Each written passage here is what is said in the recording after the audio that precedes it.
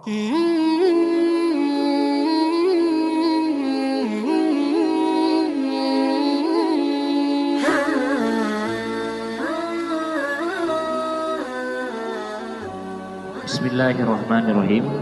Assalamualaikum warahmatullahi wabarakatuh.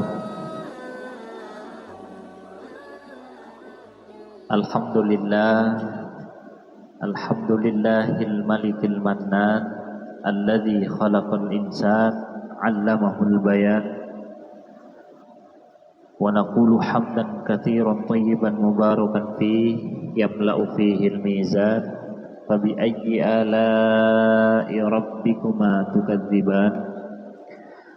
Asyhadu an la ilaha illallah wa asyhadu anna Muhammadar Rasulullah. Allahumma shalli ala Muhammad wa ala ali Muhammad. Qala rabbi shrah li sadri wa yassir li amri wahlul 'uqdatam min lisani yafqahu qawli. Subhanakallahumma la ilma lana illa ma 'allamtana wa'allimna ma yanfa'una wa barik lana fima 'allamtana innaka antal alimul hakim. Hadirin hadirat, Bapak, karena ada bapaknya satu ya, ibu-ibu kamus kajian muslimah yang berbahagia, yang semoga hadirnya ke tempat ini Allah senantiasa berikan keberkahan dalam hidup kita. Allah berikan manfaat dalam hidup kita. Allah berikan karunia kesehatan untuk kita. Dan untuk keluarga kita senantiasa diberikan kesehatan, yang sakit disembuhkan, yang sudah mendahului kita semoga diberikan ampunan oleh Allah. Dan semoga kita nanti berpulang dalam keadaan menjadi hamba Allah yang bertakwa. Amin ya rabbal alamin. Pertama, mari kita senantiasa bersyukur kepada Allah Subhanahu wa ta'ala. Karena syukur itu adalah bagian daripada kehidupan yang harus kita miliki. Kenapa? Karena syukur ini adalah cara berterima kasih kita. Penting. Syukur ini cara berterima kasih kita. Makanya bahasanya terima kasih itu habis nerima jangan lupa nasi. Kayak gitu loh. Apa yang kita terima? Nikmat dari Allah. Nikmat mata yang bisa melihat, nikmat kaki yang masih bisa melangkah, nikmat tangan yang masih bisa kita gerakkan, nikmat mulut yang masih bisa berbicara. Itu kan semua datang dari Allah. Adakah sesuatu yang ada di dunia ini yang tak datang dari Allah? Gak ada. Semua datang dari Allah. Lantas kenapa hidup kita selalu kita sandingkan dan selalu kita tujukan kepada selain Allah? Padahal tiada satupun makhluk yang ada di dalam dunia ini yang bisa memberikan kebahagiaan lahir batin kepada kita, yang bisa menghujamkan ketenangan di dalam hati kita, yaitu kecuali Allah Subhanahu wa ta'ala. Bukankah yang kita baca saat kita sholat, inna sholati wa nusuki wa mahyaya wa mamati lillahi rabbil alamin. Tujuannya kan untuk Allah. Hidupku, sholatku, matiku, ibadahku, semuanya untuk Allah. Lantas kenapa masih ada amal-amal yang kita tujukan untuk manusia? Maka Bapak Ibu sekalian, orang yang paling banyak patah hatinya itu adalah orang yang menyandarkan tujuan kehidupannya untuk manusia. Nah itu dia. Lihat orang-orang seperti ini, ketika tidak dipuji kerjaannya, ketika tidak dihargai kerjaannya, dia mudah ngambek, bahkan tidak mau mengerjakan lagi. Namun orang-orang yang sudah tertanam kalimat syukur di dalam hatinya, yang diucapkan lisannya itu alhamdulillah, bangun tidur alhamdulillahilladzi ahyana ba'dama amatana wa ilaihin nusyur. Lah itu kan cara berterima kasih. Apa artinya? Duhai Allah, terima kasih Engkau masih berikan saya kesempatan untuk hidup. Kan gitu ya? Terima kasih ya Allah, Engkau masih berikan aku kesehatan dalam hidup ini. Pilih panjang umur gak sehat atau sehat panjang umur? Atau sehat gak panjang umur? Tapi apa yang kita ucapkan saat kita bertemu pertama kali? Sehat? Kan gitu ya? Enggak kita tanya panjang umurnya, enggak kan ya? Yang kita tanya sehat. Ternyata kesehatan itu adalah nikmat yang begitu luar biasa, yang ternyata baru kita rasakan kalau sudah hilang. Nikmatnya kaki ini baru terasa kalau sudah sakit lututnya. Nikmatnya makan kalau sudah sakit gigi. Nikmatnya mata melihat kalau sudah datang sakitnya. Nah itu, jangan sampai kita baru bersyukur kalau nikmat itu hilang. Ayo banyak-banyak mensyukuri nikmat Allah. Pak Ustadz, nanti saja deh kalau saya kaya baru saya bersyukur. Nanti saja deh kalau saya tua baru bersyukur. Nanti saja deh kalau anak saya sudah sukses baru saya bersyukur. Gak bisa. Karena syukur itu harus dimulai dari hal yang paling kecil. Kalau menunggu yang banyak nggak bisa, karena manusia itu selalu ingin sesuatu yang lebih apa yang dimiliki. Itu kaidah dasar manusia. Ketika dia dikuasai oleh hawa nafsu, makanya bersyukur dari hal yang paling kecil. Man lam yaskuril qalil, lam yaskuril katsir. Siapa yang tidak bersyukur dengan hal yang kecil, maka dia tidak akan bersyukur dengan hal yang banyak. Maka oleh sebab itu, nikmat syukur yang pertama yang harus kita tanamkan dalam kehidupan ini, kita hantarkan lisan kita untuk senantiasa mengucapkan Alhamdulillahirabbil alamin. Kalau bersyukur punya harta, harta kita ditambah. Kalau bersyukur punya jabatan, jabatan kita diberikan keberkahan. Kalau bersyukur punya anak, ditambah bahagianya gitu loh. Kan tambah anaknya. Wes gak mau ya, cukup. Tapi Indonesia itu banyak anak, banyak keberkahan. Iya. Jangan kira rezeki kita itu adalah hasil usaha yang kita dapatkan. Enggak, karena kita punya jaminan. Makanya bapak-bapak yang bekerja di luar itu ketika banyak rezekinya, itu karena ada yang ditanggung di rumahnya. Makanya kalau bapak itu keluar cari rezeki, itu cukup untuk keluarganya, anaknya, istrinya. Tapi kalau istri maksa keluar, itu hanya cukup untuk dirinya sendiri. Apalagi ditambah ikut arisanan. Oh sudah habis itu sudah.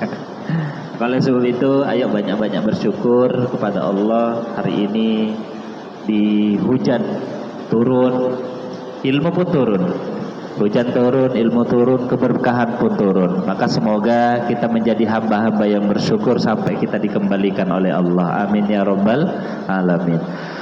Bersalawat kepada Nabi Muhammad sallallahu alaihi wasallam dengan mengucapkan Allahumma salli ala Muhammad wa ala ali Muhammad. Ibu-ibu yang berbahagia, yang dirahmati oleh Allah Subhanahu wa taala, bersyukur sudah masuk ke dalam hati. Sekarang cara untuk bersyukur itu bagaimana? Cara bersyukur yaitu dengan cara mengilmui syukur itu sendiri. Penting sekali belajar tentang sesuatu apapun itu harus. Karena kalau bahasa Bugisnya itu never old to learn. Nah gitu ya. Ada bahasa Bugis begitu ya. Tidak ada kenal usia dalam belajar. Belajar terus. Karena belajar itu diisyaratkan bukan hanya sekedar engkau dewasa, tapi dari kecil, dari buayan sampai liang lahat, itu wajib kita untuk belajar. Wallahu akhrajakum min butuni ummahatikum la ta'lamuna syai'a. Ini kaidah yang pertama. Kita lahir ke dunia tak ngerti apa-apa. Gak ngerti apa-apa. Wallahu akhrajakum. Allah mengeluarkan engkau dari perut ibumu tak ngerti apa-apa. Lalu kemudian kita belajar tentang ilmu itu sendiri. Lalu kemudian turun ayatnya. Ayatnya juga sama. Apa ayat yang pertama kali diturunkan oleh Allah bunyinya? Iqra. Kan gitu ya. Iqra bismi rabbikal ladzi khalaq. Bacalah. Apa yang kita baca? Bacalah pemaknaan untuk engkau bisa mengenal Tuhanmu. Orang yang bisa kenal Tuhan itu kan melalui jalur keilmuan. Tidak mungkin seseorang bisa mengenal Allah itu kalau tidak melalui jalur keilmuan. Maka jalur keilmuan itu harus kita lewati pertama-tama untuk sampai pengenalan dengan Allah Subhanahu wa taala. Maka bagaimana jalurnya? Kaidah pertamanya tadi yaitu kita keluar dari perut ibu kita dalam keadaan tidak tahu. Kaidah yang pertama, prinsipnya yang pertama yaitu dengan cara mengenali diri kita dulu. Nah, yang pertama, ayo kita kenali diri kita. Sudahkah kenal siapa diri kita? Kenal? Kita Tuhan atau hamba? Tapi rata-rata sekarang banyak orang merasa dirinya adalah Tuhan. Iya, saya mampu mengerjakan. Gak usah bantu saya bisa ngerjakan. Ini harta yang saya dapatkan, ini hasil usaha saya. Ini jabatan saya bisa begini, itu karena kemampuan saya. Itu kan contoh-contoh orang terdahulu. Contohlah Fir'aun. Apa kata Fir'aun? Saya ini karena gak pernah sakit. Fir'aun itu gak pernah sakit selama 40 tahun. Pusing pun gak pernah pusing. Sampai apa yang diucapkan di dalam Al-Quran? Faqala ana rabbukumul a'la. Saya adalah Tuhanmu yang paling tinggi. Hati-hati, orang yang dapat nikmat banyak, ketika dia tidak memaknai nikmat itu, bisa-bisa ia menjadi kufur nikmat. Sampai apa yang diucapkan? Karena tidak pernah sakit, tidak pernah merasa gelisah, yang diucapkan apa? Saya adalah Tuhanmu yang paling tinggi. Sungai Nil itu mengalir daripada bawah kakiku. Itu yang disampaikan Firaun. Tapi apa hasilnya? Lihat endingnya. Dihancurkan oleh Allah Subhanahu wa ta'ala. Maka ayo kita kenali diri kita hari ini. Kita kenali diri kita. Pengenalan diri itu penting. Bagaimana mengenali? Kita ini hamba. Kita ini hamba. Status kita adalah hamba Allah Subhanahu wa ta'ala. Ramadan kemarin mengajarkan kepada kita tentang bagaimana kita mengenali status kita sebagai kehambaan. Coba lihat peristiwa pulang kampung kemarin, kan banyak tuh orang pulang kampung, ya. Coba lihat bagaimana persiapannya. Banyak persiapan yang dia lakukan. Beli oleh-oleh, tetangga kanan dipikirkan, tetangga kiri dipikirkan, paman, ibu, semuanya dipikirkan oleh-olehnya apa. Itu jauh-jauh hari sudah dipikirkan, walaupun THR-nya belum cair. Sudah dipikirkan tuh. Beli tiket, cari tiket pesawat, nggak dapet. Akhirnya beli tiket kapal. Tiket kapal nggak dapat VVIP, belilah ekonomi. Nggak dapat ekonomi, akhirnya lesehan saja itu. Kadang di pinggir-pinggir orang jalan itu tidur ngampar di situ. Bawa barang kanan kiri semuanya dibawa, masuk ke dalam kapal, desak-desakan. Coba orang mau pulang kampung lo gitu loh, bawa desak-desakan oleh-olehnya. Kadang dibawain sama porter sampai ke dalam kapal, tidur sampai kemudian di pelabuhan. Apa yang terjadi kemudian? Kapalnya sampai di pelabuhan, dia turun ke terminal, barangnya masuk ke dalam mobil, mobilnya berangkat, orangnya ketinggalan. Buru-buru orang mau pulang kampung dunia itu. Coba lihat, ternyata semakin mahal tiket yang dibeli, itu semakin mahal pemeriksaannya. Betul nggak? Pemeriksaannya pesawat dengan kapal beda nggak? Beda. Semakin mahal itu semakin ketat ternyata. Tapi coba lihat ketika proses pemeriksaan, semua yang kita bawa itu kita lepaskan ya.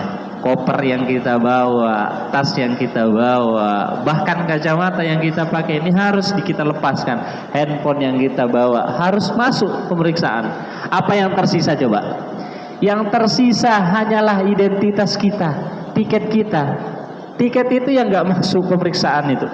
Cuman di awal saja masuk, oh ini sudah namanya ini. Tapi masuk pemeriksaan kita tinggal bawa tiketnya.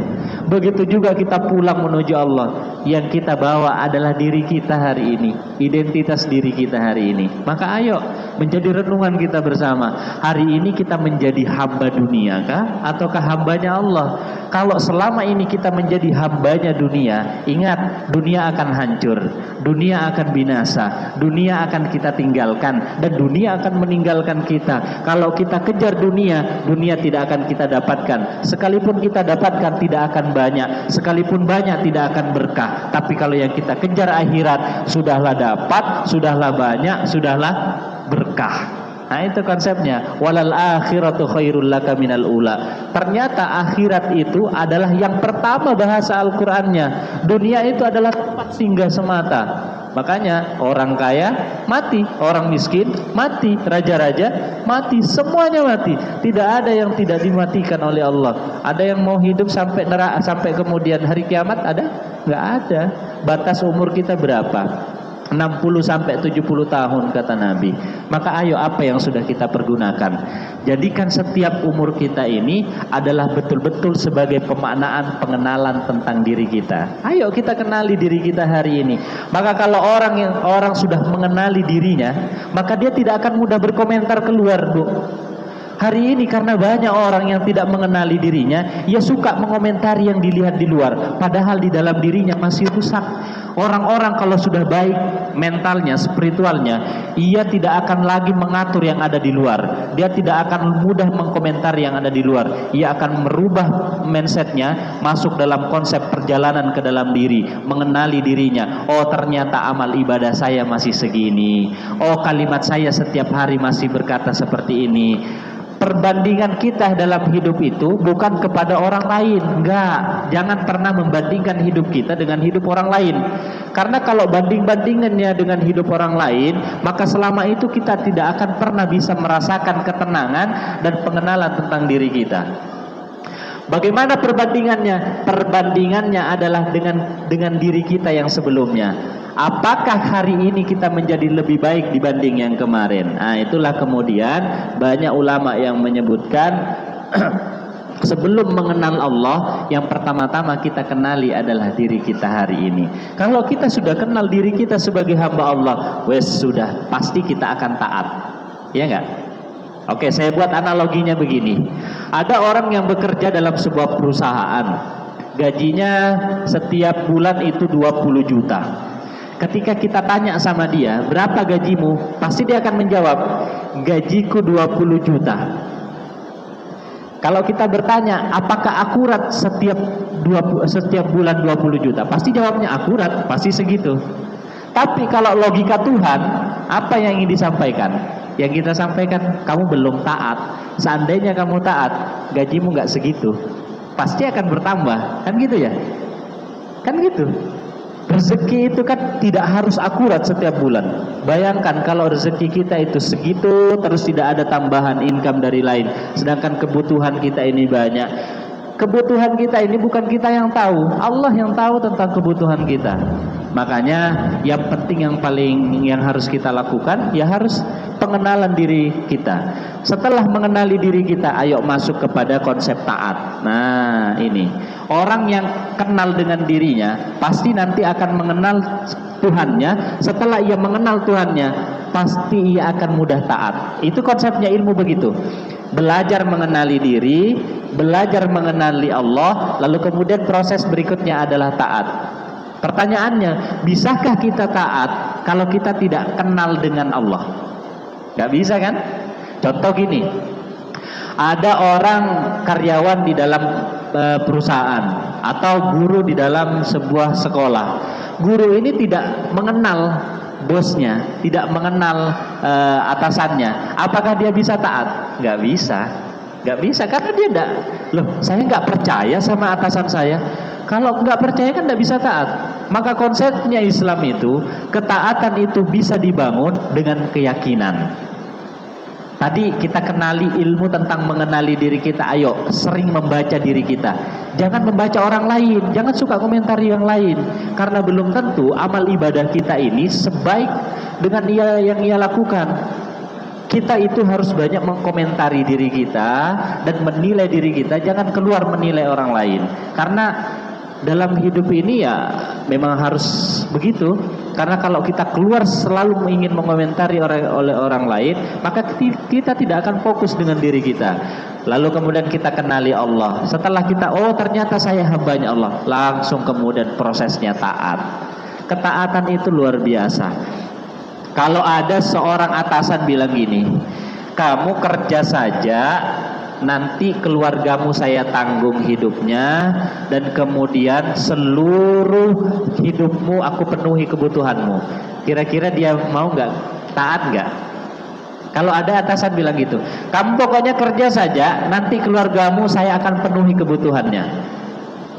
Kamu akan saya berikan income pendapatan yang tidak usah kamu tahu, pokoknya banyak setiap bulannya. Kira-kira dia bisa taat enggak? Taat. Allah tuh sedang pengen ngomong begitu sama kita. Kamu ibadah saja sama saya. nggak usah ngurusin yang lain, gitu loh. Kamu taat aja sama saya, ngaji, ibadah, ikut dalam kajian muslimah seperti ini. Kalau kamu taat, aku penuhi kebutuhan keluargamu, ya enggak? Aku penuhi kebutuhan keluargamu, aku penuhi kebutuhan hidupmu. Karena kadangkala kita hidup itu selalu bimbang, apakah ini keinginankah ataukah ini kebutuhan. Keinginan itu landasannya selalu hawa nafsu, tapi kebutuhan itu selalu berada pada konsep hati. Hati itu selalu menimbang, oh ini kebutuhan saya. Ketika hati tidak pernah menimbang, maka apa yang terjadi? Keinginan itu bisa menjadi kebutuhan dia, sehingga pendapatannya 3 juta harus dia memenuhi keinginannya. Terjadilah yang namanya kredit, hutang dan lain sebagainya. Padahal antara kebutuhan dan keinginan ini beda. Ini konsepnya, ayo cari yang nyaman di dalam hati. Karena hidup itu bukan tentang siapa yang senang, tapi siapa yang tenang. Beda es sama teh loh ya Bu ya. Kalau ibu cuma nyari senangnya hidup, besok nggak senang. Contoh gini, Pak Ustadz, saya mau pergi ke mall. Lama saya nggak pernah ke mall. Pengen ngapain Bu? Supaya saya senang. Oh berangkat tuh, berangkat. Pulang dari mall habis uang 2 juta. Sampai di rumah, senangnya hilang, susahnya datang. Ada orang yang refreshing pergi ke pantai, karena lama nggak pernah liburan kan? Lama nggak pernah liburan, akhirnya jalanlah hari Ahad, pergi ke pantai. Senang tuh, pulangnya capek, senangnya hilang, susahnya datang. Ternyata kesenangan itu hanya sifatnya fata morgana. Kalau ibu-ibu cari ketenangan, jangan cari keluar. Polanya di sini, serius loh. Perjalanan ke dalam diri itu adalah tur terdahsyat dalam hidup kita, atau adalah itu yang akan menghidupkan diri kita. Kalau tenang, maka lihat orang-orang yang kelihatannya susah hidupnya, tapi kok keluarganya bahagia ya. Oh ternyata di sini yang diperbaiki hati. Makanya kalau ada pengajian-pengajian seperti ini, yang didobrak adalah pertama kali pikiran, itu salah. Yang didobrak pertama kali adalah di sini. Bersih, harus bersih dulu. Analoginya begini, kalau kita masuk dalam sebuah restoran, restoran makanannya sudah enak sekali, nyaman sekali, ternyata tempatnya kotor, banyak kotoran, teh cicak dan lain sebagainya, tapi makanannya nyaman, paling nyaman di daerah situ. Kira-kira enak nggak makan? Ayo saya tanya sekali lagi, kira-kira enak nggak makan? Kenapa? Tempatnya kotor. Begitu juga kita hidup, ibadahnya banyak, puasanya banyak, sholatnya banyak, sedekahnya banyak, hatinya banyak irinya, hatinya banyak dengkinya, kan kotor tempatnya. Kita sering bertanya begini, kenapa ya? Saya kan sudah banyak sholat, tapi kok gak ngaruh kehidupan saya ini jadi lebih baik? Oh, ternyata tempatnya yang harus kita bersihkan dulu. Itu, jangan memperbanyak amalan yang lain sebelum hati ini dibersihkan. Hati ini cara membersihkan bagaimana? Cara membersihkan banyakin istighfar, kata Nabi. Astaghfirullahaladzim, astaghfirullahaladzim, astaghfirullahaladzim. Nabi itu dalam satu malam beliau beristighfar sampai 70, ada yang hadis lain menyebutkan 100 kali. Nabi loh sudah dijamin surganya oleh Allah dan dijaga dari segala kemaksiatan. Lah kita bukan nabi, belum dijaga dari kemaksiatan, jauh pula dari surga. Tapi kita masih kurang istighfarnya. Ayo banyakin beristighfar. Ternyata istighfar itu adalah pembersih daripada hati kita. Makanya kalau setelah sholat, apa yang kita baca terlebih dahulu? Bukan subhanallah. Apa yang kita baca? Astaghfirullahaladzim. Sebelum sholat, astaghfirullahaladzim. Itu astaghfirullah, karena membersihkan. Gak mungkin Allah bisa menatap hati kita, gak mungkin Allah bisa melihat ibadah kita, gak mungkin Allah bisa melihat apa yang ada dalam hati kita kalau masih ada lapisan-lapisan dunia yang menghalanginya. Karena Allah itu akan bisa masuk melihat ke dalam hati kita ketika tidak ada halangan-halangan dunia. Kalau masih ada halangan dunia, sombongkah, dengkikah, merasa paling baik, merasa paling solehkah, oh itu akan menjadi penghalang. Makanya ngaji-ngaji seperti ini akan ada 2 cobaan. Pertama, cobaannya adalah merasa paling baik. Hati-hati. Cobaan yang kedua adalah ketika melihat orang lain dalam keadaan bermaksiat, apa yang dia sampaikan? Oh, amalnya masih segitu, saya alhamdulillah hari ini sudah luar biasa. Hati-hati, orang yang sedang melakukan amalan seperti itu sebenarnya, mereka sebenarnya punya keinginan untuk keluar dari hal itu sendiri, hanya belum menemukan jalan. Maka caranya bagaimana? Ya tadi, yang pertama, ayo kenali diri kita. Setelah itu kenali siapa yang menciptakan kita. Setelah menciptakan kita, baru kemudian kita bisa taat. Taat ini baru kita bangun ketika kita bisa mengenali Allah. Pengenalan tentang Allah, bahasa Al-Qur'annya adalah iman. Itu kan ya, iman. Makanya Al-Qur'an membahasakan ya ayyuhalladzina amanu. Kata-kata iman, beriman kepada Allah itu ternyata senjata ampuh yang dimiliki oleh 124.000 nabi dan 313 rasul. Nah itu jumlahnya nabi segitu ya Bu ya, 124.000 dan rasul 313. Dari Nabi Adam yang dikuatkan apa? Tauhid. Tauhid, dasar tauhid, pola tauhid dikuatkan. Nabi Ibrahim, apa yang dikuatkan? Tauhid Nabi Ibrahim itu. Bayangkan, Nabi Ibrahim lahir di kota namanya Babilonia, di Irak. Ayahnya adalah seorang penjual berhala. Suatu ketika ayahnya bilang gini, Ibrahim, engkau jual berhala ini ke pasar. Namanya Ibrahim adalah orang yang taat sama ayah, dibawa aja tuh berhalanya. Tapi sampai kemudian di pasar, apa yang disampaikan? Jual berhala, siapa yang beli akan hancur hidupnya, siapa yang beli akan celaka keluarganya. Didengar tuh sama ayahnya, kau benar ngucapin seperti itu. Karena setiap hari kalau saya minta tolong sama orang jualin barang saya, pasti laku. Kenapa pas hari ini kamu jual kok gak laku-laku? Ternyata kamu ngucapin seperti itu ya. Iya, kata Nabi Ibrahim. Apa kata ayahnya di dalam surah Maryam itu? Fa illam tantahi la arjumannaka wahjurni maliya. Kalau engkau tidak berhenti, aku akan merajammu, aku akan melemparimu batu sampai mati. Pergilah dariku. Pergi Nabi Ibrahim karena dikuatkan tauhidnya, sampai kemudian bertemu dengan raja yang luar biasa, namanya Raja Namrud. Raja Namrud ini bagaimana? Dia menyembah patung bukan hanya sekedar dari batu, tapi dari roti. Nih, dari roti. Jadi pernah satu acara perayaan, buatlah roti. Habis kemudian perayaan dimakan Tuhannya. Nabi Ibrahim, ini kok begini ya akidahnya, aku gak mau ngikuti. Akhirnya pada suatu perayaan besar, acara besar, Nabi Ibrahim gak hadir. Ngapain dia? Dia masuk ke satu kuil. Di dalam kuil itu banyak sekali berhala-berhala yang dilihatnya. Dilihatnya semuanya, oh ini aku harus hancurkan. Dihancurkan semua tuh. Disisakan yang paling gede. Digantunglah kapaknya ke yang paling gede. Murka Namrud. Ini pasti Ibrahim ini, karena dia yang gak datang. Betul dipanggil. Ibrahim, betulkah engkau yang melakukan? Mana bisa saya yang melakukan? Loh, ini buktinya tidak ada yang hadir ke tempat saya kecuali kamu.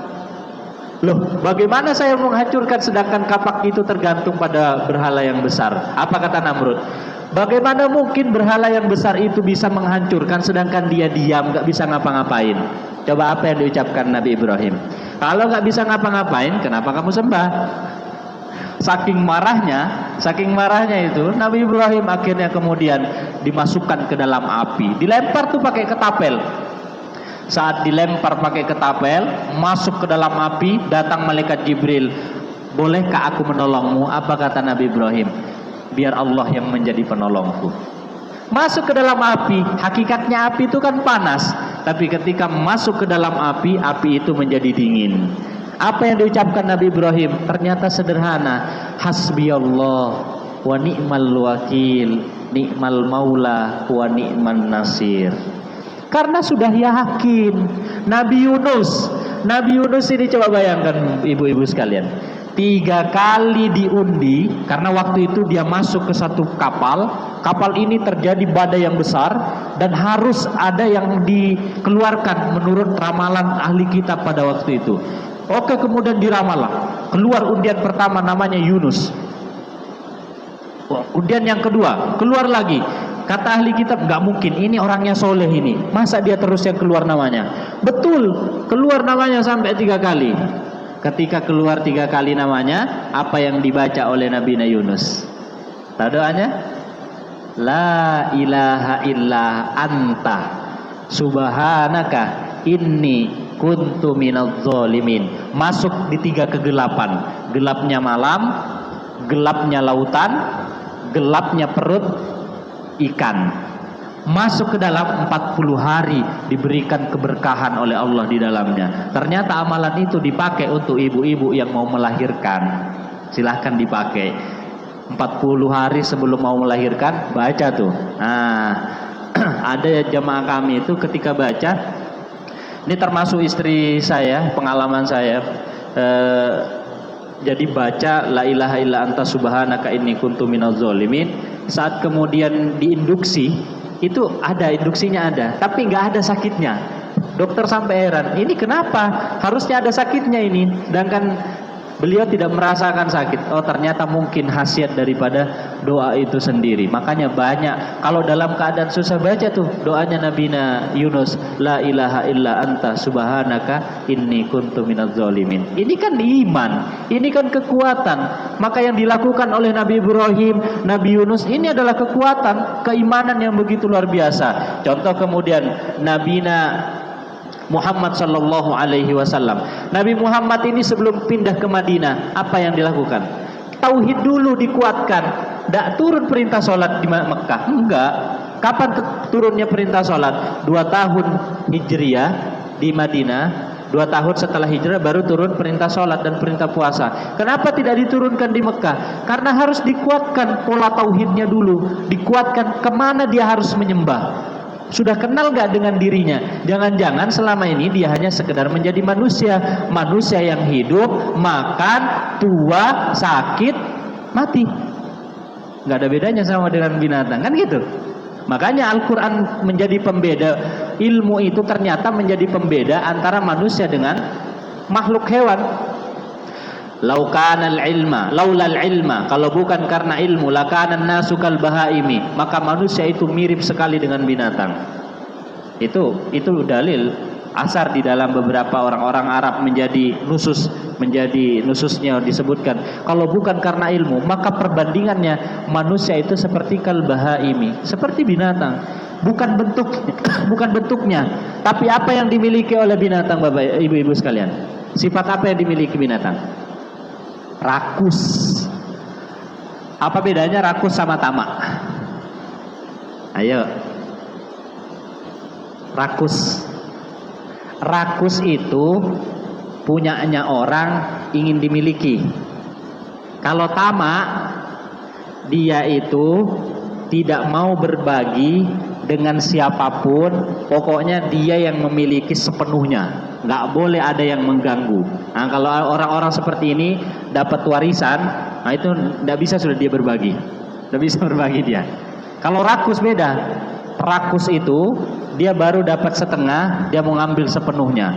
Bagaimana caranya? Orang yang setengah itu harus diambil, nggak, pokoknya caranya ya yang penting dia dapat kayak gitu. Itu bedanya rakus dan tamak. Tapi ini sama-sama punyanya sifatnya binatang. Nah, kemudian karena ketika ada ilmu, inilah yang menjadi pembeda antara manusia dengan hewan. Kalau sifatnya setan beda. Sifatnya setan itu bukan rakus, bukan tamak. Sifatnya setan hanya satu. Ini menjadi cabang nanti ke bawah. Sifatnya setan adalah merasa paling baik. Itu sifatnya setan itu. Apa bahasanya setan ketika diminta sujud kepada Nabi Adam? Ana khairum minhu, saya lebih baik dibanding dia. Banjir di depan lu, mudah-mudahan tidak hanyut.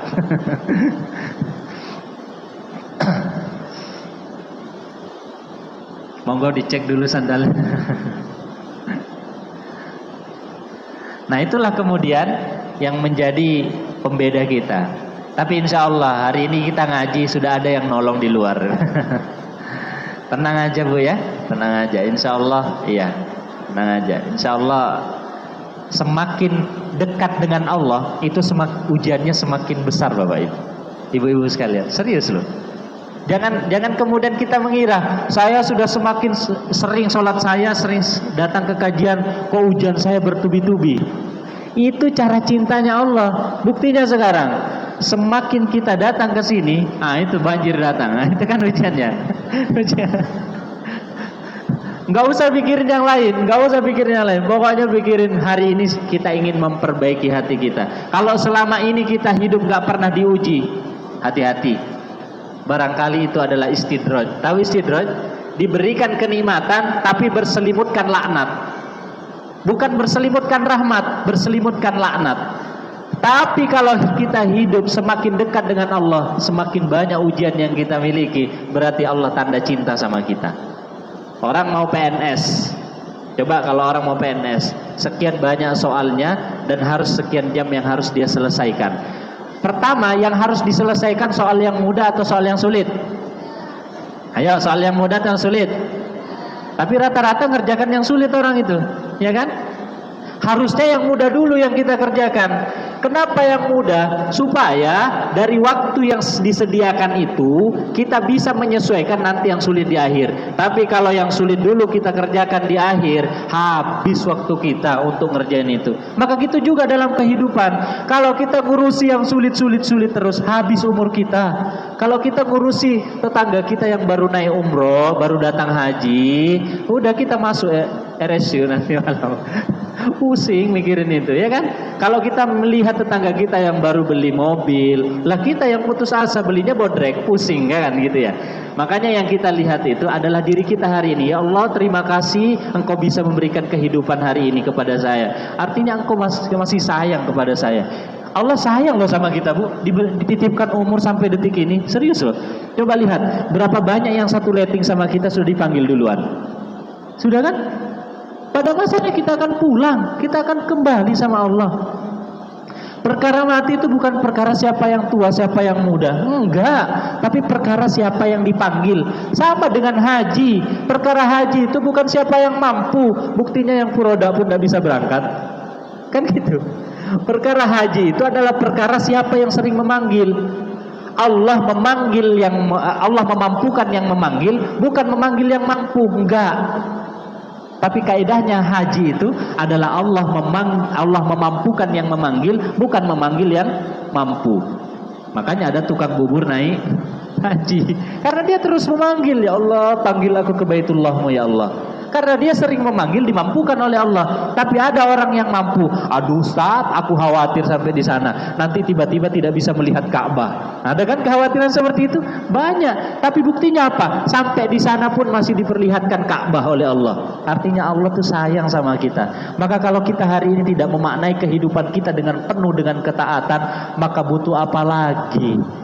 Butuh dengan siapa lagi kita berlindung? Butuh kepada siapa lagi kita minta pertolongan? Maka ayo kita jalani ketaatan kita kepada Allah. Kalau sudah kita taat, itu segala keinginan kita, kebutuhan kita pasti dipenuhi oleh Allah Subhanahu wa taala. Hanya saja hari ini ketaatan itu selalu disinari silaukan oleh dunia. Sebelum kita taat, datang tuh sesuatu. Kenapa ya? Pas saya mau dekat sama Allah, sudah mau ngaji kok tiba-tiba datang permintaan begini, ya kemudian menjadi penghalang gitu. Sering loh Bu ya, kita mau melakukan kebaikan itu tiba-tiba datang, tapi pas lagi kosong nggak datang. Nah itu sering begitu. Maka itulah kemudian kita diminta untuk minta perbandingan sama hati kita. Jangan meminta sama pikiran kita, karena pikiran kita ini selalu dikuasai oleh hawa nafsu. Tapi hati kita itu kalau sudah terbuka, ilhamnya langsung datang dari Allah, firasatnya langsung dari Allah. Makanya bahasanya di dalam beberapa riwayat disebutkan, firasatul mu'min haqqun. Firasatnya orang beriman itu adalah sebuah kebenaran. Termasuk firasatnya seorang ibu. Firasatnya seorang ibu itu 100% rata-rata betul. Firasatnya seorang ibu. Dan itu sudah saya rasakan. Bagaimana firasatnya orang tua begitu luar biasa. Makanya untuk menentukan sesuatu tidak hanya cukup untuk istikharah, tapi lanjutkan yang namanya istisyarah. Istisyarah itu minta pendapat ke yang lain. Nah itu, minta pendapat untuk memberikan kenyamanan, nyaman gak saya melakukan ini. Tapi dalam satu keadaan, ketika kita melakukan suatu pekerjaan, lalu pekerjaan itu tidak membuat kita nyaman, tinggalkan. Barangkali itu kode dari Allah Subhanahu wa ta'ala. Oke, yang pertama kita kenali diri kita. Yang kedua kita kenali Allah Subhanahu wa ta'ala sebagai yang menciptakan kita. Yang berikutnya baru kita bisa taat. Setelah kita taat, kita bisa beramal soleh. Amal soleh apa artinya amal soleh? Amal soleh apa artinya amal soleh? Amal yang baik kan gitu kan ya. Rata-rata namanya amal soleh, amal yang baik. Tapi amal yang soleh ini adalah ujung, bawahnya itu ada. Ini kalau kita mengilmui namanya amal soleh. Tahapan yang paling bawah itu namanya toyib. Soleh itu kan baik. Ternyata di dalam Al-Quran dibagi menjadi 5. Yang pertama namanya toyib. Di dalam Al-Quran disebutkan, ya ayuhan nasu kulu mimma fil ardi halalan toyiba. Duhai sekalian manusia, makanlah yang lagi baik dan lagi bersih, lagi halal, toyib. Ternyata Islam mengajarkan kepada kita, kalau mau hidupmu bahagia, yang pertama kali yang kau harus konsumsi, yang kau harus makan adalah makanan yang halal. Kalau engkau ingin mendapatkan keluarga yang bahagia, nafkahi keluargamu dengan makanan yang halal. Nah itu sering saya sampaikan di beberapa kajian, termasuk bapak-bapak. Pak, hati-hati dalam memilih nafkah yang kita suapkan kepada anak-anak kita. Kenapa? Karena ketika harta dijadikan sebuah makanan, dan makanan itu ternyata hasil dari harta yang haram, dimakan sama anak kita, dan dia akan jadi daging yang tumbuh menjadi daging yang haram, pada saat dia berdoa, doanya ditolak oleh Allah. Dan ilmu yang didapatkan itu mudah diangkat. Hati-hati. Sama dengan istri juga, ketika kita nafkahkan kepada istri dan juga kepada keluarga kita, dan itu kemudian menjadi ketidakberkahan, maka konsep yang pertama yang harus kita perbaiki adalah harus kita asupi diri kita dengan makanan yang halal. Setelah makanannya yang halal, apa Pak Ustadz? Naik ke level berikutnya, namanya adalah khair. Makanannya sudah halal, berikutnya sifatnya yang bagus. Khair itu adalah sifat artinya. Bagus, kemudian sifat. Tidak mungkin orang bisa baik sifatnya kalau makanannya nggak bagus. Selalu itu bersinambungan.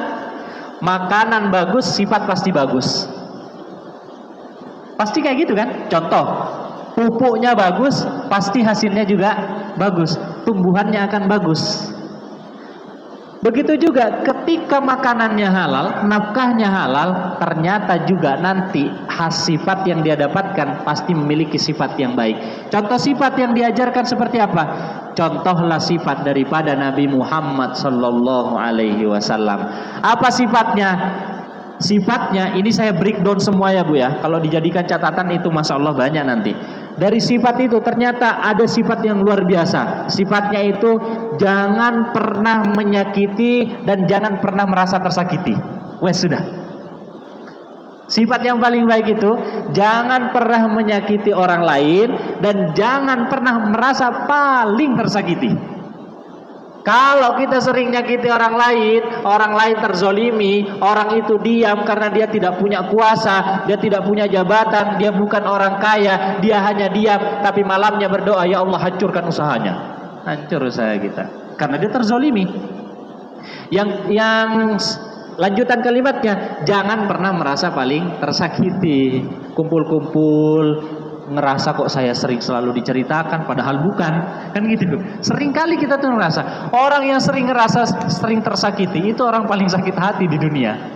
Orang yang tidak mudah bangkit, umurnya mungkin masih muda, tapi perawakannya, hatinya sudah mulai tua dari dalam. Kenapa? Karena dia sering merasa tersakiti, padahal bukan dia yang diceritain, ngerasa dia adalah orang yang paling diceritain di dunia. Enggak. Maka coba stabilkan hati kita. Jangan pernah menyakiti dan jangan pernah merasa tersakiti. Sudah selesai. Itu sifat daripada baginda Nabi Muhammad. Coba lahir di Mekah, lalu kemudian diusir tuh dari Mekah ketika meninggal pamannya, meninggal istrinya, pergi ke satu negeri namanya negeri Taif.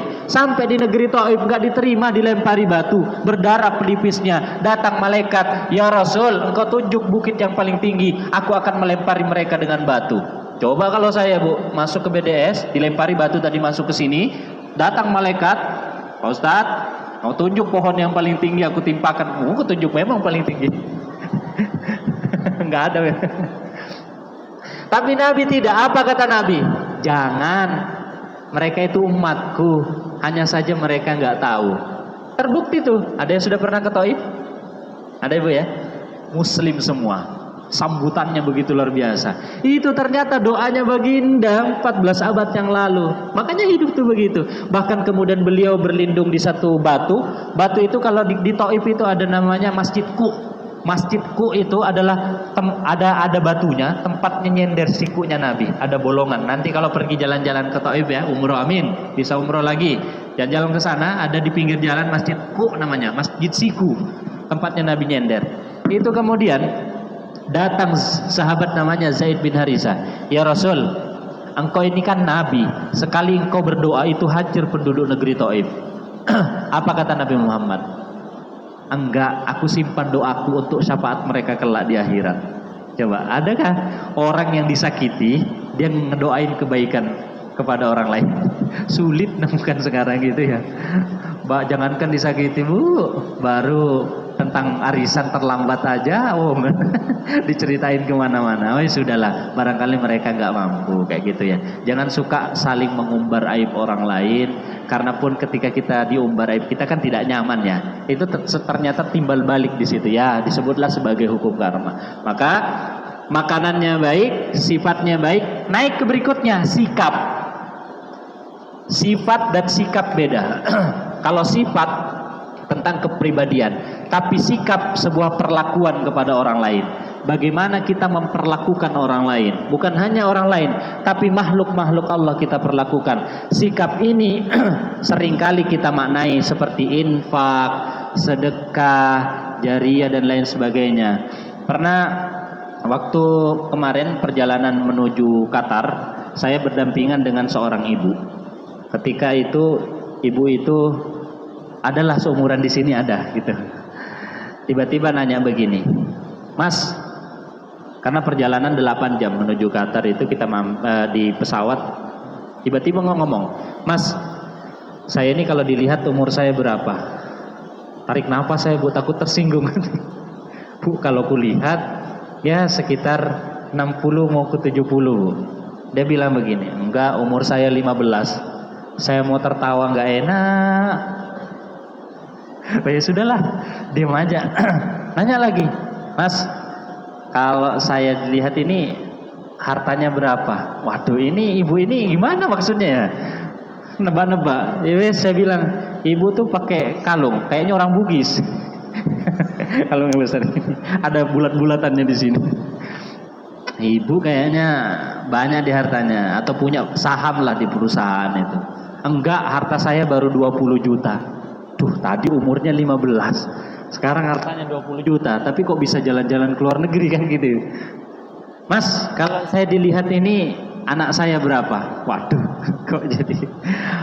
Ya, kalau di umur segitu Bu, sekitar 3 anaknya. Enggak, baru 1 anak saya. Diam. Saya sambil baca buku, tiba-tiba nangis Bu. Tuh, untung nggak ada suami gitu. Nangis, mendekat, Mas, tahu nggak kenapa saya tanya umur saya berapa? Umur saya itu sudah 64, lewat sudah daripada umurnya Nabi. Tapi kenapa saya bilang 15 tahun? Baru 15 tahun itu saya ikhlas beribadah sama Allah, sisanya main-main. Langsung ke hati saya, astagfirullahaladzim, ya Allah. Sambil nangis gitu. Saya itu umurnya 64 tahun, tapi baru rasanya 15 tahun ini saya ikhlas beribadah hanya untuk Allah. Sisanya itu banyak riaknya. Contoh ketika saya bersedekah ke masjid, itu saya tulis namanya hamba Allah, tapi saya pamerkan ke yang lain. Saya bersedekah di masjid atas nama hamba Allah. Nah, itu banyak enggak ikhlasnya gitu. Masya Allah, kata saya, luar biasa. Kemudian yang kedua, harta saya itu saya punya saham di salah satu perusahaan batu bara katanya gitu. Tapi harta saya itu baru 20 juta rasanya yang ikhlas saya menginfakkan di jalan Allah. Sisanya itu sudah banyak pamernya. Bilang begitu beliau. Umur 64. Ya balita, umur 64 itu balita Bu ya. Bayi 50 tahun maksudnya. Lalu kemudian nanya lagi, anak saya itu sebenarnya bukan 3, anak saya 5. Tapi kenapa saya bilang 1? Begini ceritanya, Mas. Anak saya 1 ada di Turki, jadi guide. kemudian ada di Universitas Kebangsaan Malaysia jadi dosen, ada yang jadi engineer di Jerman, yang satu ini saya lupa ada di mana. Yang paling terakhir ini yang pertama ada di Indonesia, kerjanya hanya serabutan. Tapi tahu nggak, anak saya yang di Indonesia ini yang nyekolahkan adik-adiknya sampai ke luar negeri. Saya tuh tiba-tiba mau nangis loh. Dia nyekolahkan ke sana. Suatu waktu saya sakit, saya telepon anak saya yang ada di Malaysia, di reject, dijawab, maaf, saya sedang sibuk, nanti saya telepon balik, saya sedang sakit. Terus anak saya di Turki, saya kirimi, dia bilang gini, mama butuh uang berapa untuk obat? Satunya, maaf, nanti saya telepon kembali yang ada di Jerman itu. Tapi anak saya yang ada di Indonesia yang satu-satunya itu, ketika saya panggil, dia lepaskan pekerjaannya semua, dia datang ke saya sambil mijit-mijit saya. Ternyata ini yang luar biasa. Saya nggak butuh hartanya, saya nggak butuh apanya, saya cuma butuh, hari ini sehat. Itu sudah cukup untuk saya. Ternyata Mas, saya salah dalam mendidik anak saya hari ini. Saya itu lebih banyak mendekatkan mereka kepada dunia, tapi lupa caranya mendekatkan diri kepada Allah Subhanahu wa Ta'ala. Maka ini penting sekali, ibu-ibu sekalian. Bagaimana anak itu menjadi pola pendidikannya yang terbaik, itu karena kita yang mendidiknya. Ibu kalau baik, pasti anaknya baik. Pasti, itu kaidah di dalam Al-Quran. Tapi kalau bapak, itu jarang anaknya ikut baik. Contoh Nabi Nuh ini kan baik ya, tapi lihat anaknya, karena istrinya nggak baik. Nabi Lut, lihat nabinya baik, istrinya nggak baik. Tapi kalau istrinya baik, itu contoh Asia istrinya Firaunnya nggak bagus, Asianya bagus, dihadirkan seorang anak namanya Musa, Nabi Musa, baik kan? Luar biasa baik, karena istrinya baik. Kalau mau contoh, lihat istrinya baik, suaminya baik, itu Nabi Ibrahim dengan istrinya, atau Nabi Muhammad bersama istrinya, atau ibunya Nabi Muhammad bersama suaminya. Nah, itu sama-sama baik. Ketika sama-sama baik, pasti hasilnya baik. Contoh Nabi Ibrahim ini lama nunggu mau punya anak, 86 tahun berdoa. Apa doanya? Rabbi habli minas solihin. Kita baru berapa tahun berdoa? Beliau 86 tahun berdoa minta anak. Dikarunia anak, ketika besar diminta sama Allah. Masuk ke dalam mimpinya, disampaikan ke anaknya, nak, aku bermimpi, di dalam mimpiku aku menyembelihmu. Pandur madza taro, berikan pendapatmu. Apa kata anaknya? Ya abati. Tidak mengucapkan ya abi, tapi kalimatnya ya abati. Dalam kaidah bahasa Arab, ketika disebut kalimat ya abati, itu kandungannya lebih banyak manfaatnya dibanding duhai ayahku. Kalau maknanya gini, duhai ayahandaku tercinta, kerjakan apa yang diperintahkan oleh Allah. Insya Allah engkau akan menemui aku menjadi orang-orang yang bersabar. Ayahnya ikhlas, anaknya sabar, karena dididik dengan pendidikan yang terbaik oleh ibunya namanya Sayyidatuna Hajar. Kan gitu. Tapi coba kita, seandainya saya juga sebagai seorang ayah Nabi Ibrahim, kemudian mimpi, saya sampaikan ke anak saya, nah aku mimpi menyembelihmu tadi malam. Apa jawab anak saya? Mimpi apa itu Pak? Kan gitu. Tapi kalau Nabi Ibrahim enggak. Makanya ada namanya puasa Tarwiyah kemarin sama puasa Arafah. Maka yang paling penting harus kita perbaiki, ya kita harus belajar. Belajar itu tidak ada batasnya. Bahkan kemarin kami ngisi pembinaan guru Al-Quran di Kabupaten Grogot itu, ada satu guru, beliau sudah PNS, beliau melepaskan PNS-nya hanya untuk ngajar Al-Quran. Coba, ketika kami tanya, kenapa Bu? Ternyata saat saya menjadi guru Al-Quran, lebih banyak hadiah yang Allah datangkan kepada saya ketika saya menjadi PNS. Terharu kali Ibu. Itu karena konsep taat yang dibangun. Makanya ibu-ibu sekalian, kebahagiaan, kesuksesan dalam hidup itu selalu dimulai dengan Al-Quran. Jangan pernah tinggalkan Al-Quran.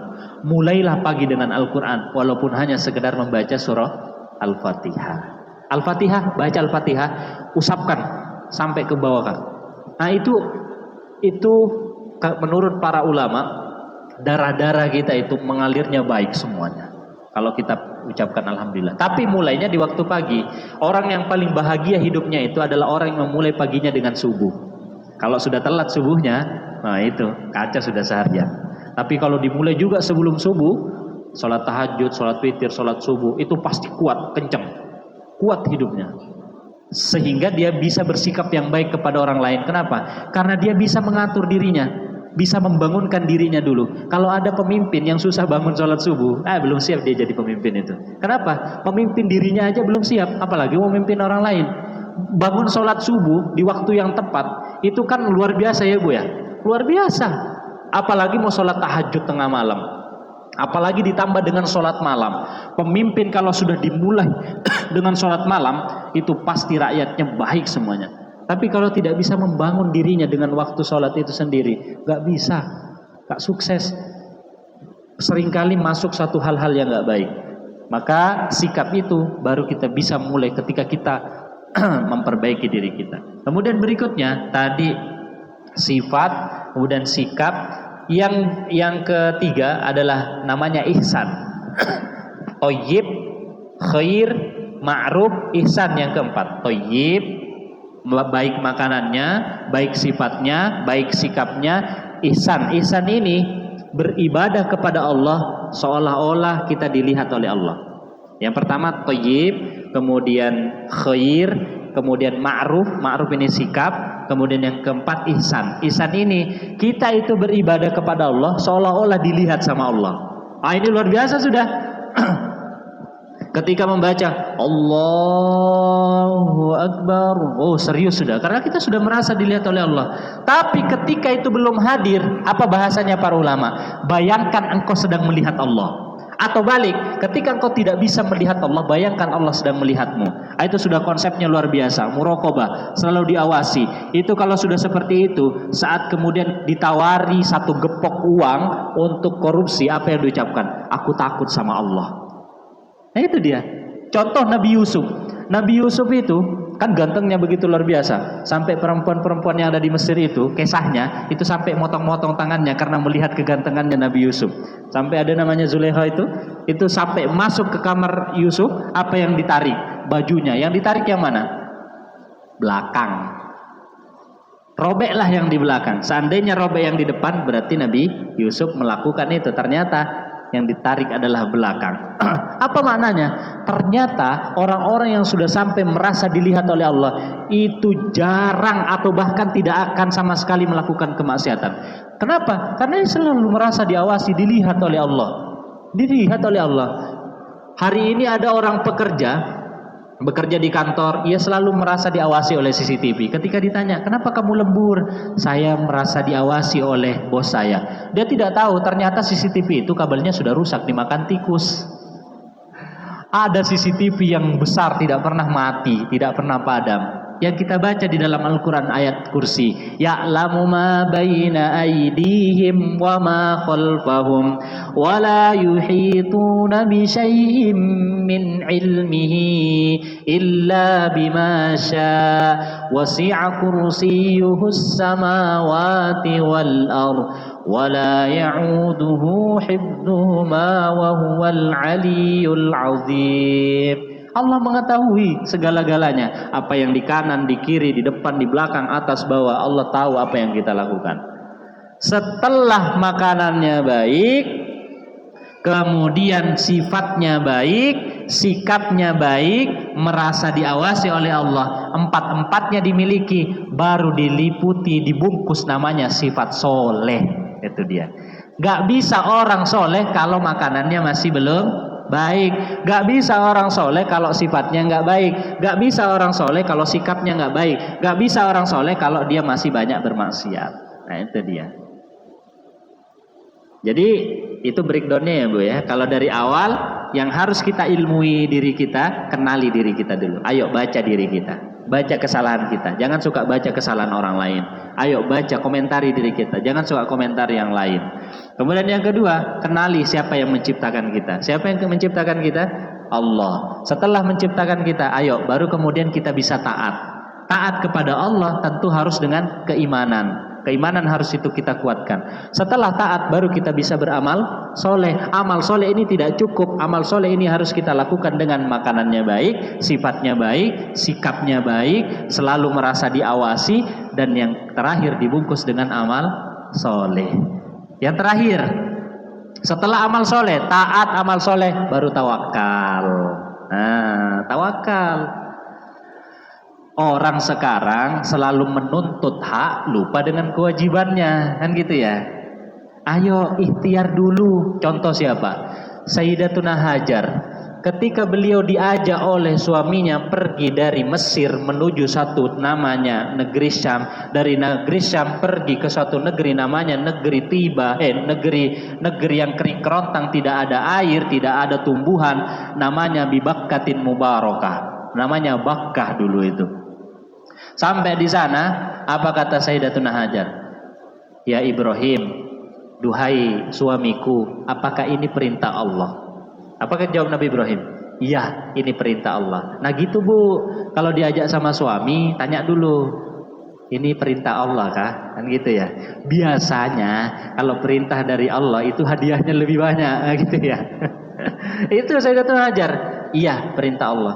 Oh, kalau perintah Allah saya tidak mau berkomentar apapun. Coba bagaimana taatnya istri daripada Nabi Ibrahim itu. Ditinggalin habis itu. Setelah ditaruh, itu ditinggalin sama Nabi Ibrahim. Pergi lagi Nabi Ibrahim berdakwah. Tinggallah beliau berdua di satu negeri yang tidak ada tumbuhan, tidak ada air. Saat Nabi Ismail kecil haus, dilihat satu bukit namanya Marwah ada air. Pergi ke Marwah tidak ada. Lihat di Sofa ada air. Pergi ke Sofa, Marwah, Sofa, Marwah, Sofa, Marwah 7 kali. Sehingga itulah yang menjadi syariat umroh dan haji. Bolak-balik. Ternyata Nabi Ismail mengentakkan kakinya, satu hentakan, terus muncul air. Yang dicari jauh-jauh ternyata rezekinya dekat. Maksudnya apa? Ayo ikhtiar dulu, usaha dulu. Jangan selalu menuntut hak kita, sedangkan kita belum menyelesaikan tugas kita, kewajiban kita sebagai manusia. Kita mau surga tapi nggak pernah beramal soleh, ya kan gitu. Yang kita kerjakan adalah amalan-amalan yang menuju neraka. Nabi Ibrahim mengajarkan istrinya itu adalah kekuatan ikhtiar. Ikhtiar itu penting. Baru kemudian kita bisa bertawakal. 7 kali bolak-balik, diamlah beliau duduk.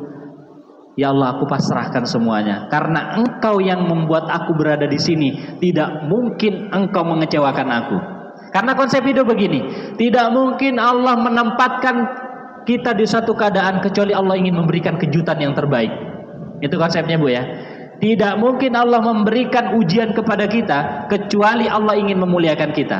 Tidak mungkin Allah mengambil sesuatu daripada kita kecuali Allah ingin mengganti sesuatu yang lebih baik. Pasti diganti yang lebih baik. Jangan kemudian mudah ngedumel. Ini kenapa diambil lagi sama Allah? Hidup kita itu hanya seperti tukang parkir. Dititipi banyak motor, banyak mobil. Tapi ketika diambil motornya, mobilnya nggak pernah nangis. Apa yang diucapkan? Bayar aja parkir. Karena merasa dititipi. Tapi kalau hidup mirip anak kecil, berikan mainan, saat dia main, ambil mainannya, apa yang terjadi? Nangis. Gitu juga kita hidup. Kalau kita hidup merasa memiliki, diambil apa yang dititipkan kepada kita, saat diambil kita akan nangis, bahkan kita mengucapkan Allah tidak adil. Kan gitu.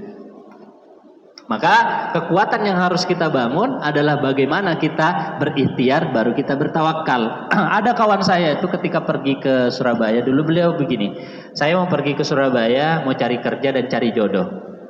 Yang terjadi apa Bu? Setelah 2 tahun kerja, ikhtiar sudah dilakukan, ternyata jodohnya adalah tetangganya sendiri. Dicari jauh-jauh, ternyata jodohnya dekat. Sama kan dengan Nabi Ibrahim kan, Nabi Ismail. Usahanya jauh-jauh, ternyata dekat. Sering nggak kita begitu?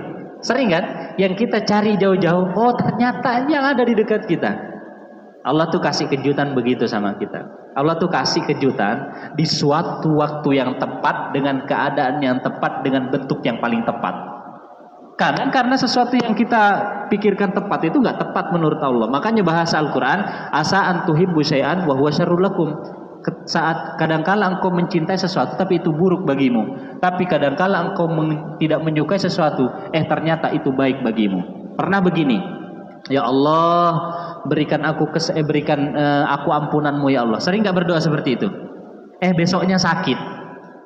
Kita ngucapin apa? Kenapa sakit? Kan minta ampunan. Baca hadis, ternyata sakit mendatangkan ampunan. Nggak enak kan sakitnya? Nggak enak. Tapi ternyata itu yang kita minta. Pernah suatu waktu kita bawa motor, di tengah perjalanan bannya bocor. Apa yang kita ucapkan? Buru-buru nih. Aduh, pokoknya macam-macam lah kita ucapkan. Bawa ke bengkel. Bengkelnya dari pagi belum dapat pasien motor. Kata bengkelnya, alhamdulillah.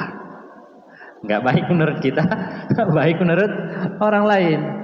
Suatu waktu kita sakit, masuk klinik. Dari klinik, dari pagi itu belum ada pasien. Kata orang klinik, alhamdulillah. Kan gitu ya. Oh enggak ya Bu? Oh enggak ya. Karena kadang-kala sesuatu yang menurut kita nggak baik itu ternyata ada hikmahnya yang besar bagi orang lain. Ayo tunggu manfaatnya, pasti banyak dari Allah. Maka konsep yang terakhir adalah bertawakal. Tawakal ini kalau bahasa Banjarnya surrender, keberpasrahan yang indah, itu kan ya. Keberpasrahan yang indah. Pokoknya pasrahkan semuanya. Ya Allah, saya sudah berusaha. Ya Allah, tinggal Engkau yang menentukan hasil hidup saya. Ya Allah. Kita itu sama awalnya, sama-sama dalam keadaan dilahirkan tidak berpakaian. Wafatnya pun sama. Tapi ujung sebelum wafat itu yang membedakan. Ujungnya itu loh. Ujungnya sebelum wafat. Ada yang wafat dalam keadaan husnul khotimah, ada yang wafat dalam keadaan su'ul khotimah. Mau wafat dalam keadaan husnul khotimah? Ada caranya. Caranya saat sholat terakhir yang kita baca, Rabbana atina fid dunya hasanah wa fil akhirati hasanah wa qina adzabannar. Sujud terakhir. Boleh ngucapin? Boleh. Tapi sujud terakhir, jangan dari awal sampai akhir. Rabbana atina fid dunya hasanah. Insyaallah wafatnya pasti baik. Setelah sholat amalannya pasti baik-baik terus dikerjakan. Itu saja. Itu nggak usah banyak-banyak. Rabbana atina. Artinya apa? Ya Allah, berikan aku kebahagiaan di dunia, kebahagiaan di akhirat. Wafatkan aku dalam keadaan bahagia di dunia, wafat nanti, pertemukan nanti oleh keluargaku dalam keadaan bahagia di akhirat. Itu saja yang bisa saya sampaikan. Monggo ibu-ibu jika ada pertanyaan, saya sambil nunggu air turun itu ya. Monggo silakan. Bebas saja Bu, monggo. Silakan ibu-ibu jika ada yang ingin bertanya.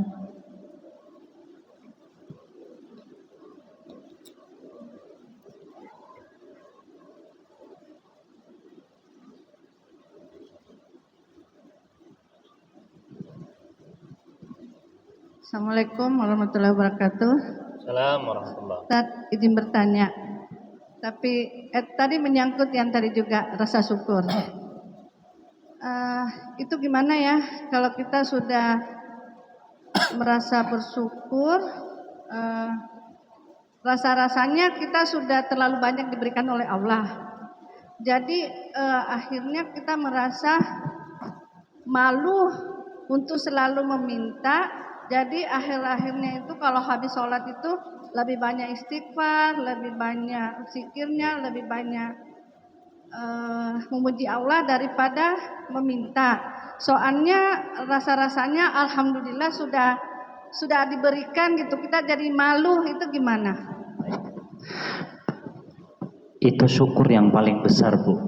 Ketika tidak ada lagi permintaan sama Allah kecuali Allah memberikan kebahagiaan dalam hidup kita. Ketika kita hidup masih banyak permintaan, berarti masih banyak kebutuhan. Tapi kalau sudah cukup kita kebutuhan, yang kita rasakan adalah ya Allah, selama ini Engkau sudah memberikan banyak hal kepada saya. Maka yang harus kita lakukan apa? Kurangi harapan, banyak memberi. Kurangi harapan kita, banyakin memberi.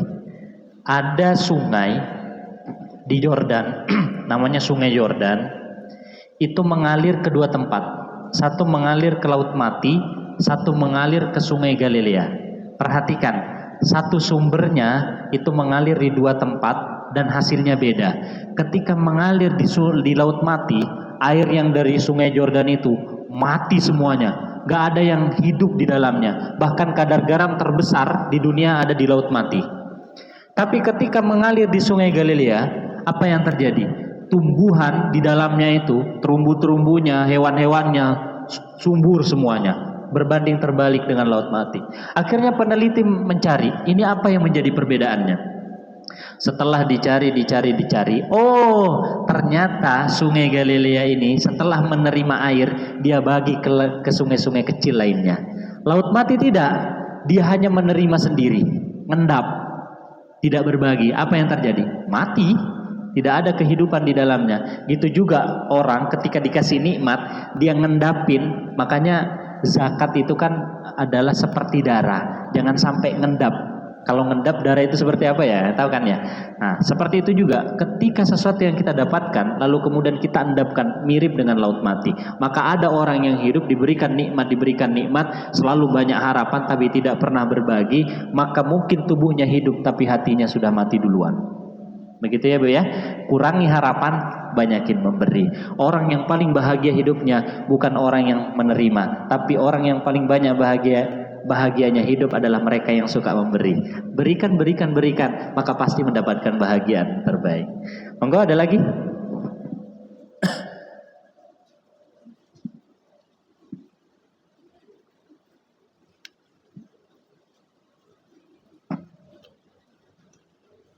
Kalau tidak ada, kita review ya Bu ya. Apa yang sudah kita pelajari. Karena menuntut ilmu itu penting. Apa yang harus kita ilmui dulu? Yang pertama, ilmui tentang pengenalan diri kita. Ya, yuk kita kenali diri kita. Hari ini kita menjadi hamba dunia atau hambanya Allah, kan gitu ya. Kemudian setelah mengenali diri kita, yang kedua pasti kita akan mengenali Tuhan kita. Oh, ternyata Tuhanku hanya satu, yaitu Allah. Allah pokoknya Tuhanku. Gak ada yang bisa memberikan kebahagiaan dalam hidupku kecuali Allah. Tidak ada satupun yang dapat memberikan kebahagiaan dan kembali kepada sesuatu itu kecuali Allah. Innalillah wa inna ilaihi raji'un. Kemudian yang ketiga, setelah pengenalan diri, pengenalan kepada Allah, baru ketaatan. Ketaatan ini dibangun keyakinan kepada Allah, iman. Nah, taat. Taat itu penting. Kalau orang sudah taat, pasti akan dipenuhi kebutuhannya sama Allah. Kemudian setelah kita taat, apa yang kita lakukan? Amal solih.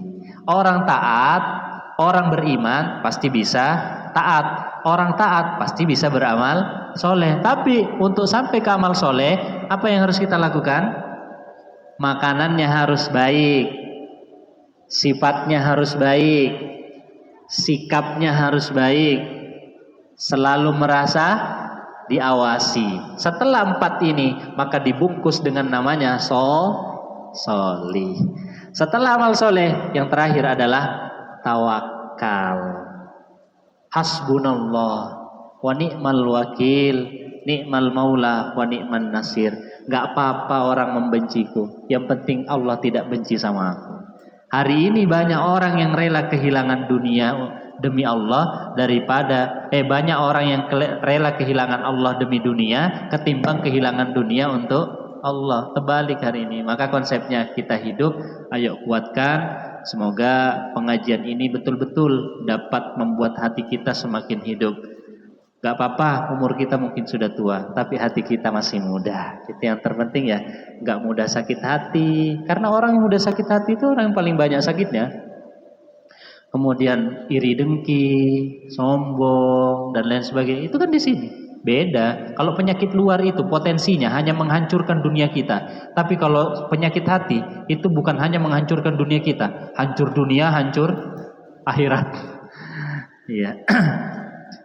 Mari kita sama-sama berdoa kepada Allah Subhanahu wa taala di ujung pertemuan ini. Semoga Allah senantiasa memberikan kebaikan, menghujamkan ketenangan di dalam hati kita, dan semoga kita diwafatkan dalam keadaan hamba yang terbaik, diberikan, dianugerahkan keluarga yang terbaik, dan kelak dikumpulkan bersama orang-orang yang terbaik dengan syafaat Al-Quran, syafaat Nabi Muhammad sallallahu alaihi wasallam. Amin ya rabbal alamin. Bismillahirrahmanirrahim. Alhamdulillahi rabbil alamin. Allahumma salli wa sallim ala sayyidil mursalin wa ala alihi wa sahbihi wa barik wa sallim ajma'in. Allahumma rabbana antallah la ilaha illa anta subhanaka inna kunna minadh zalimin. Allahumma rabbana israh lana sudurana wa yassir lana umurana wa balligh maqasidana wa yafqahu aqwalana. Allahumma ja'alna minal muttaqin wal mukhlisin wal mukhlasin bi rahmatika ya arhamar rahimin. Duhai Allah, maafkan segala kesalahan kami. Andai Engkau tidak mengampuni kesalahan kami, andai Engkau tidak memaafkan kesalahan kami, maka kami termasuk orang-orang yang merugi. Duhai Allah, berikan kebahagiaan dalam kehidupan kami, dan khususnya untuk orang-orang yang punya jasa besar dalam kehidupan kami. Orang tua kami ya Allah, yang mungkin mereka masih hidup, tak sempat kami memberikan kebahagiaan, maka berikanlah waktu untuk kami memberikan kebahagiaan di sisa-sisa umurnya. Tapi di antara kami tak dapat membahagiakan itu semua, karena satu di antara dua kami telah berpulang menujumu ya Allah. Kami bermohon kepadamu ya Allah, lapangkan kuburannya ya Allah, jadikan taman-taman surgamu kepadanya ya Allah. Terlalu banyak hal hebat yang mereka lakukan untuk kami. Rabbana ighfir lana dzunubana wa dzunuba walidaina warhamhuma kama rabbayana shighara. Allahumma ja'al auladana minas solihin. Jadikan anak-anak kami menjadi anak-anak soleh, min ahlil Quran, dari ahli Al-Quran, min ahlika ya Allah, dan ahli keluargamu ya Allah, wa min ahli salat, dan ahli salat, wa min ahli zakat, wa min ahli saum, wa min ahli la ilaha illallah Muhammadur Rasulullah. Wafatkan kami dalam keadaan husnul khotimah. Allahumma hatim lana bi husnil khotimah. Wafatkan kami dalam keadaan husnul khotimah ya Allah ya rabbal alamin. Rabbana atina fid dunya hasanah wa fil akhirati hasanah wa qina adzabannar. Subhana rabbika rabbil izzati amma yasifun wa salamun alal mursalin walhamdulillahi rabbil alamin. Demikian yang bisa saya sampaikan. Kita tutup dengan sama-sama membaca hamdalah. Alhamdulillahi rabbil alamin. Istighfar, doa kafaratul majlis. Astaghfirullahaladzim. Subhanakallahumma wa bihamdika asyhadu an la ilaha illa anta astaghfiruka wa atubu ilaik. Wassalamualaikum warahmatullahi wabarakatuh.